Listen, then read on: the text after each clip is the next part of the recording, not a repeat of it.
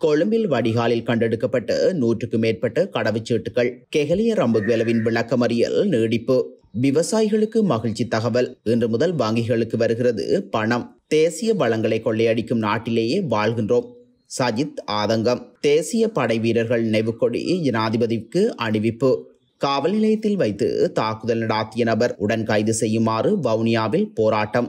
வெளிநாடொன்றில் கடுமையான வெப்ப அலை அதிகரிக்கும் உயிரிழப்புகள்.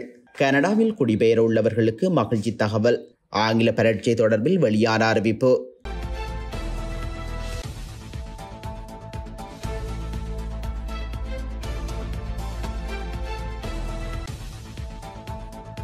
கொழும்பு மகரகம பிரதேசத்தில் இயங்கி வரும் வெளிநாட்டு வேலைவாய்ப்பு நிறுவனம் ஒன்றிற்கு கையளிக்கப்பட்டு 180 வெளிநாட்டு கடவுச்சீட்டுகள் பையில் வைத்து வடிகாலில் வீசப்பட்ட நிலையில் கண்டெடுக்கப்பட்டுள்ளதாக சிரேஷ்ட காவல்துறை அதிகாரி ஒருவர் தெரிவித்துள்ளார். மகரகம பிரதேசத்தில் மூடப்பட்டுள்ள வெளிநாட்டு வேலைவாய்ப்பு நிறுவனத்திடம் வழங்கப்பட்டுள்ள கடவுச்சீட்டுகளே சாக்கடையில் வீசப்பட்டுள்ளன.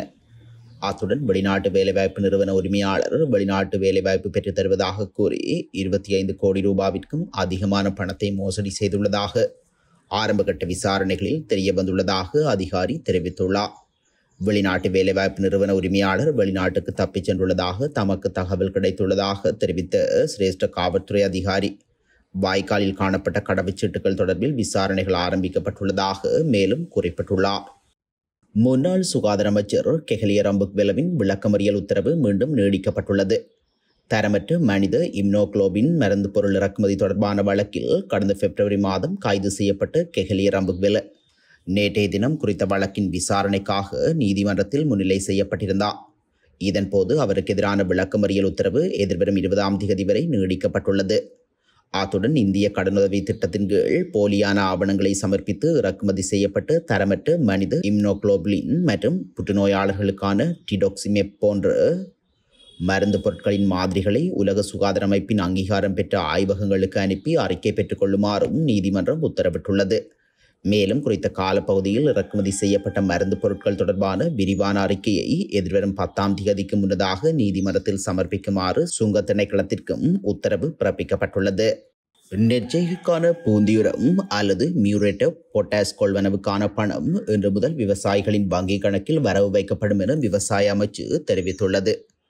1 ஹெக்டேருக்கு 15,000 ரூபாய் பணம் வீதம் வரவு வைக்கப்பட்டுள்ளது.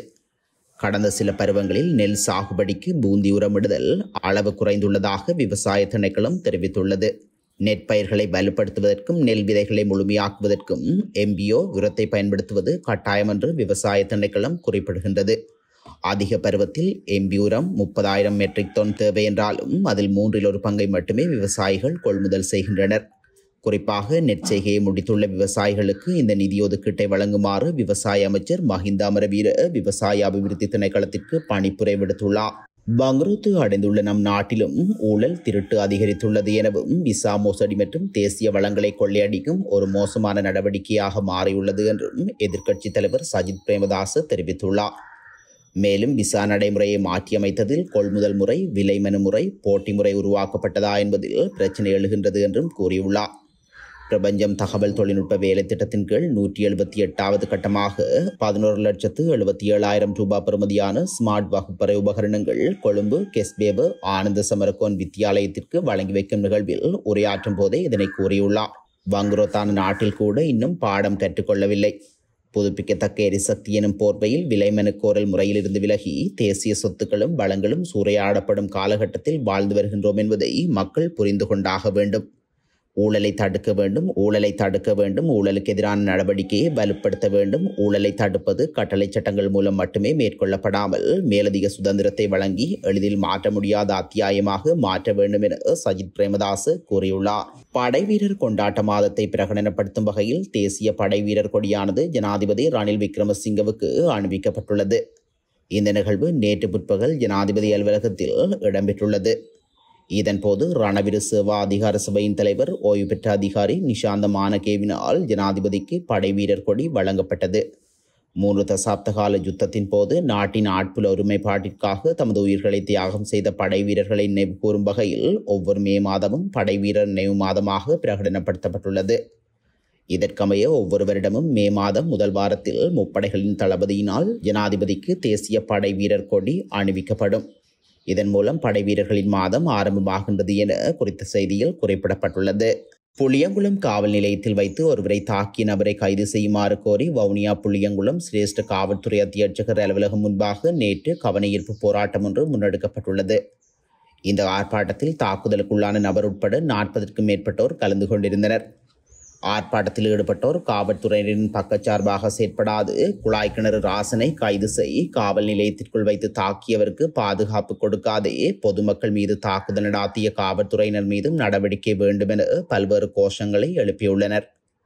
இதனையடுத்து வவுனியா சிரேஷ்ட காவல்துறை அத்தியட்சகர் ஆர்ப்பாட்டத்தில் ஈடுபட்டவர்கள் சார்பாக 10 பேரை அழைத்து பேசியிருந்தார். இதன்போது காவல் நிலையத்தில் வைத்து தாக்கிய வெளிநாட்டிலிருந்து வருகை தந்த நபரை 3 தினங்களுக்குள் கைது செய்வதாக கூறியிருந்தார். அது மாத்திரமன்றி அவர் மீது உரிய நடவடிக்கை எடுக்கப்படும் என்றும் உறுதியளித்ததுடன் குறித்த சம்பவத்துடன் சம்பந்தப்பட்ட காவல்துறையினர் மீதும் விசாரணைகள் மேற்கொள்ளப்படும் என தெரிவித்திருந்தார். இதனையடுத்து ஆர்ப்பாட்டக்காரர்கள் அங்கிருந்து கலைந்து சென்றிருந்தமை குறிப்பிடத்தக்கது.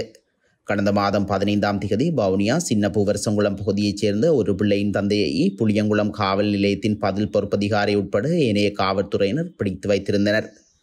இதன்போது வெளிநாட்டிலிருந்து வருகை தந்திருந்த நபர் ஒருவர் காவல் நிலையத்திற்குள் வைத்து அந்த நபரை தாக்கிய நிலையில் பாதிக்கப்பட்டவர் வவுனியா வைத்தியசாலையில் சிகிச்சை பெற்று வந்திருந்தமையும் குறிப்பிடத்தக்கது. வங்காளதேசத்தில் கடந்த 2 வாரங்களில் வெப்பம் தாங்க முடியாமல் 15 பேர் உயிரிழந்துள்ளதாக அந்த நாட்டின் சுகாதார அமைச்சு தெரிவித்துள்ளது. இந்த நிலையில் கடந்த 24 மணி நேரத்தில் 3 பேர் உயிரிழந்துள்ளதாக தெரிவிக்கப்பட்டுள்ளது. பங்களாதேஷின் தென்மேற்கு பகுதியில் உள்ள மகுரா மாவட்டத்தில் உயிரிழந்தோரின் எண்ணிக்கை அதிகமாக பதிவாகியுள்ளது. கடந்த சில வருடங்களாக இல்லாத வகையில் பங்களாதேஷின் பெரும்பாலான இடத்தில் வெப்ப அலை வீசி வருகின்றது. இதன் காரணமாக பாடசாலைகள், கல்லூரிகள், மதரசா, தொழில்நுட்ப கல்லூரி நிறுவனங்கள் என அனைத்திற்கும் விடுமுறை வழங்கப்பட்டுள்ளதாக அறிவிக்கப்பட்டுள்ளது. கனடாவில் ஒரு மாகாணத்திலிருந்து மற்றொரு மாகாணத்திற்கு குடிபெயர்வோர் எனப்படும் IELTS எனப்படும் ஆங்கில பரீட்சை செய்ய தேவையில்லை என தெரிவிக்கப்பட்டுள்ளது. இதன்படி மாகாண நியமன திட்டத்தினூடாக குடிபெயர்பவர்களுக்கு மாத்திரம் குறித்த சலுகை வழங்கப்பட்டுள்ளதாக கூறப்பட்டுள்ளது. எனினும் எக்ஸ்பிரஸ் நுழைவு மூலம் விண்ணப்பிப்பவர்கள் கட்டாயம் ஆங்கில பரீட்சைகளை செய்ய வேண்டும் எனவும் வலியுறுத்தப்பட்டுள்ளது.